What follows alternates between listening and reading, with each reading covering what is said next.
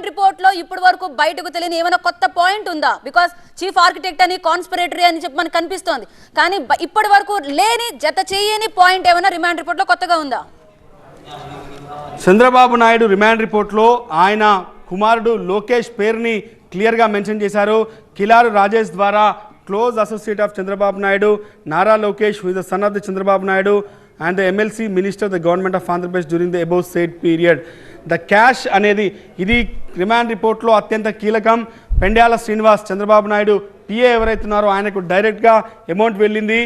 పెండ్యాల శ్రీనివాస్ ఇక్కడ మీరు చూడొచ్చు, the cash was hand over to Pendyala Srinivas, an employee of the government of Andhra Pradesh who was working the personal secretary to N. Chandrababu Naidu, then the chief minister. దాంతో పాటుగా Kilaru Rajesh, who is the close associate of the N. Chandrababu Naidu and Nara Lokesh. ఇక్కడ ఈ విషయాన్ని చాలా కీలకంగా చూడాల్సి ఉంది. Remand రిపోర్ట్లో నారా లోకేష్ పేరుని మెన్షన్ చేశారు. ఆయనకు క్యాష్ అందినట్టుగా, ఆయన డైరెక్ట్ బెనిఫిషియరీగా.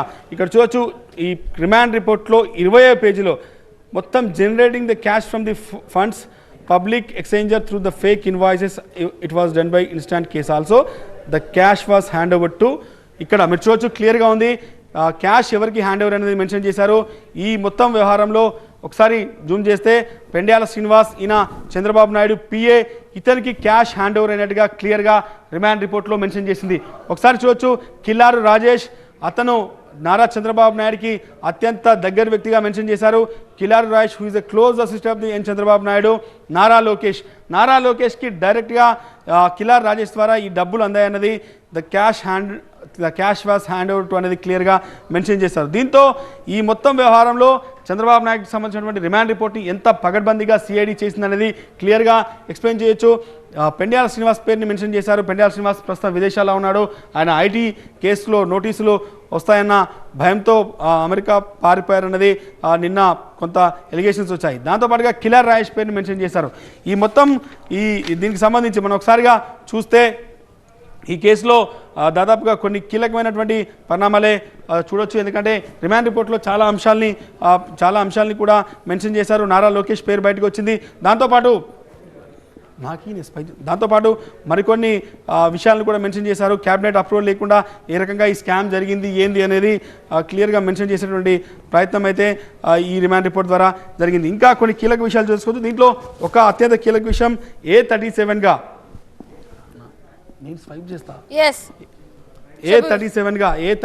చంద్రబాబు నాయుడు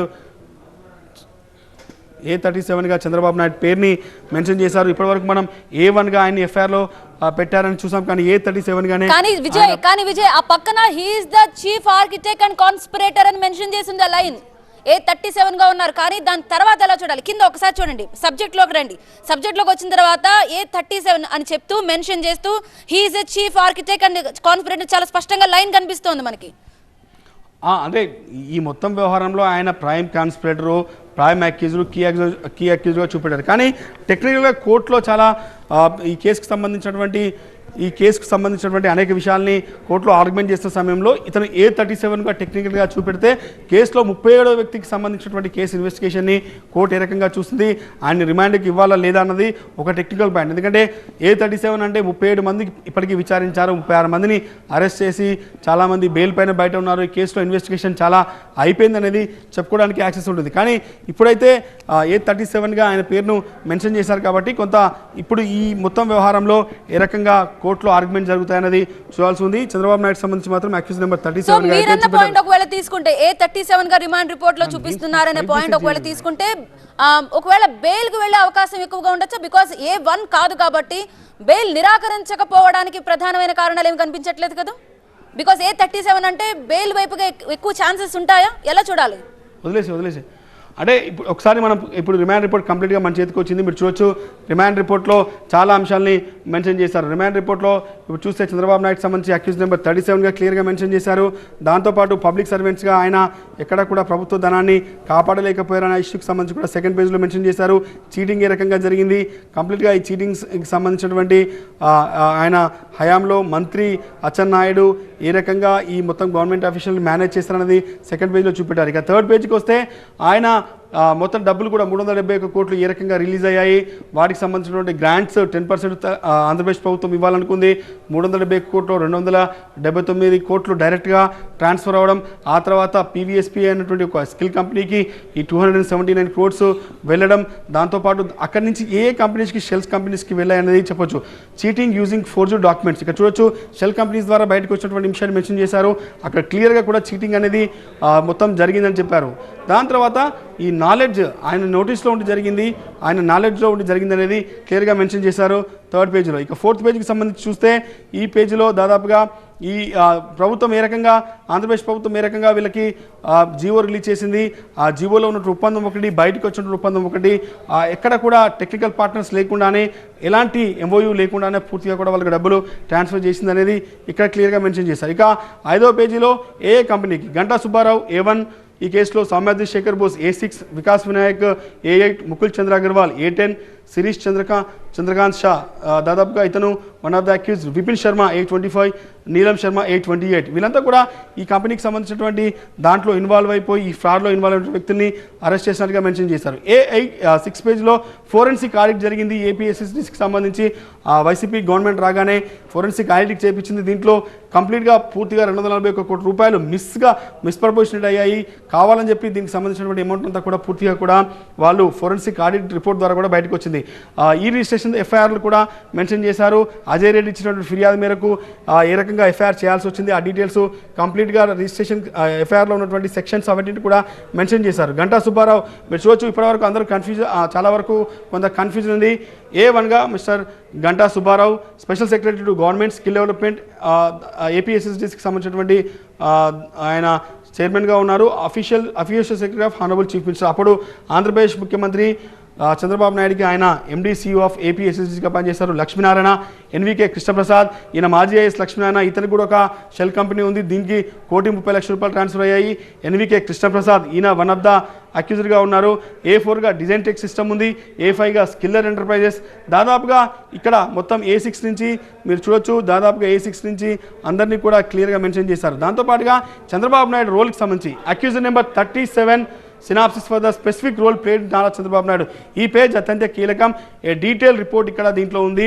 ఆయన చంద్రబాబు నాయుడు A37గా అన్ఫోల్డింగ్ ఆఫ్ ద కాన్స్పరసీ, మొత్తం ఈ వ్యవహారం అంతా కూడా ఆయన నోటీస్లో ఉంది. ఈ కంప్లీట్ కాన్స్పరసీ అంతా కూడా చీఫ్ మినిస్టర్ నారా చంద్రబాబు నాయుడు నోటీస్లో ఉందనేది క్లియర్గా చెప్పారు.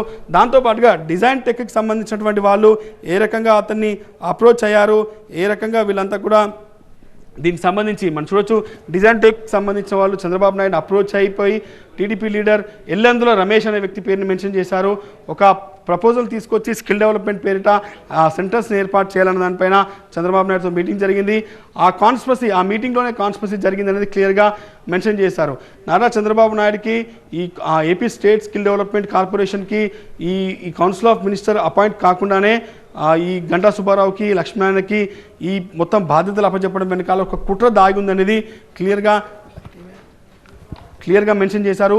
మీకు ఈ పేజీలో చంద్రబాబు నాయుడుకి సంబంధించినటువంటి అనేక అంశాలని క్లియర్గా మెన్షన్ చేశారు. ఇక్కడ క్లియర్గా అర్థమవుతుంది చంద్రబాబు నాయుడుకి సంబంధించినటువంటి రోల్ని క్లియర్గా ఎస్టాబ్లిష్ చేసేటువంటి ప్రయత్నం అయితే ఈ A37గా చేశారు.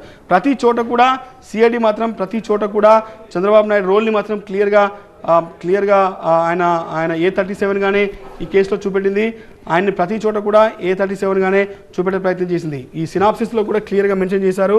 ఈ డీటెయిల్ రిపోర్ట్ ఏదైతే ఉందో దాంట్లో ఆయన రోల్ని ఎస్టాబ్లిష్ చేశారు. ఇక చంద్రబాబు నాయుడు ఇంకా ఏ రకంగా వివరించారు, చంద్రబాబు నాయుడుతో పాటుగా అచ్చెన్నాయుడు ఆయన వాళ్ళ ఈ ప్రాజెక్ట్ సంబంధించినటువంటి ఎట్లాంటి ప్రిపరేటరీ మీటింగ్ చేయలేదు, కౌన్సిల్ ఆఫ్ మినిస్టర్స్కి చెప్పలేదు, ఫైనాన్స్ సెక్రటరీ అబ్జెక్షన్ చెప్పినా కూడా వాళ్ళు ఎక్కడ కూడా పట్టించుకోలేదనే విషయాన్ని మెన్షన్ చేశారు.